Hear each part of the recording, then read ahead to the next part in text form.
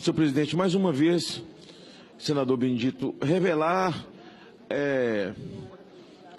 o meu procedimento ou a minha capacidade de não entender as coisas, senador Zé Medeiros.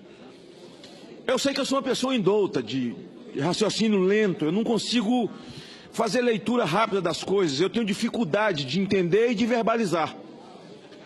Mas eu pergunto, quem manda na Petrobras é Pedro Parente ou é o presidente Temer? Eu sei que o Senado está sendo visto pelo Planalto, então vou me dirigir ao presidente. Presidente, Pedro Parente, aliás, minha mãe dizia que parente é má semente. Presidente, o Pedro Parente se tornou persona não grata. Quem determina o que chega na ponta, no bico da bomba, é Pedro Parente. Pedro Parente determina os caminhos. Ele lhe dá uma fala, Vossa Excelência vai à televisão e diz, não, equilibramos depois do assalto do PT, a Petrobras, depois do saque, do saqueamento. Agora nós estamos equilibrados. Mas quem desfruta desse equilíbrio?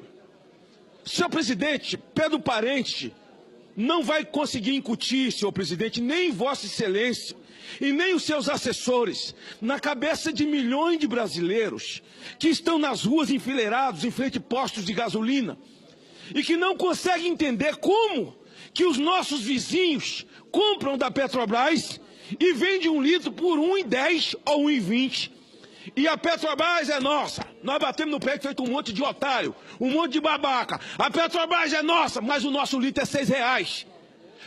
Senhor presidente, eu estava perguntando aqui ao líder do governo, senador Romero Jucá, que é um negociador de sequestro, porque ninguém consegue ser líder de um governo se não tiver essa característica. E eu pergunto a ele, quem manda em Pedro Parente ou Pedro Parente manda em alguém? É Pedro Parente que manda em Michel Temer ou Michel Temer manda em Pedro Parente? Há um aviso a se dar à nação. O problema desse país é corrupção, é assalto, é dinheiro roubado, é parar de roubar que pode baixar todas as coisas. É preciso, como se discutiu no Colégio de Líderes, que os governadores sejam chamados para discussão, porque o nosso problema é de carga tributária. O Brasil não tem a maior carga tributária do mundo, é mentira. Na verdade, o poder público é sócio majoritário de quem tem uma empresa. Não é nem carga tributária, ele é o sócio majoritário, ele é o dono. E quem tem a empresa é quem é empregado dele.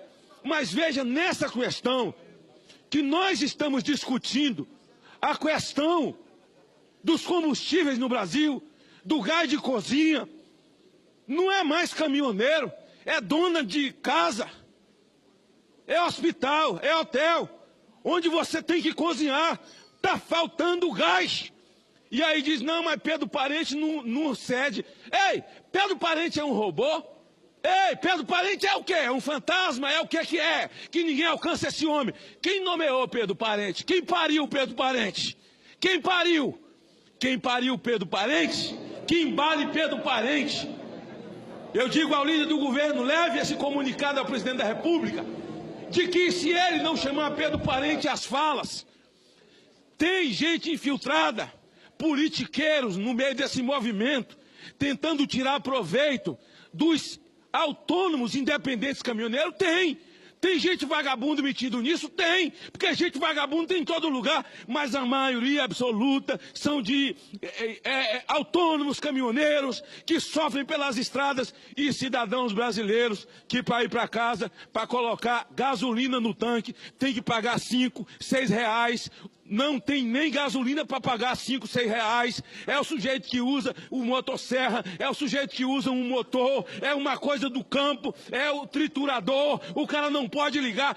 Senhor presidente, generalizou-se. Nós estamos vivendo um momento de anomalia profunda. Virou uma mula de 7 cabeças. Com quem o presidente tem que falar? Com Pedro Parente? Olha, quando o Dilma era presidente do conselho, ela mandou comprar para a Sardina aquela pantomima que nós todos conhecemos. Como? O presidente indicou o presidente do conselho? Indicou. Indicou Pedro Parente? Indicou. Então, quem pariu Matheus Quimbale, é preciso o presidente chamar ele às falas? Se dizia o seguinte: se nós não votarmos a reforma da Previdência, o Brasil vai quebrar. Não votou e o Brasil não quebrou. Se baixar os preços, o Brasil vai quebrar. Mentira! Tem que parar com corrupção. Pode baixar os preços sim, que o Brasil não vai quebrar. E isso é responsabilidade do presidente da República.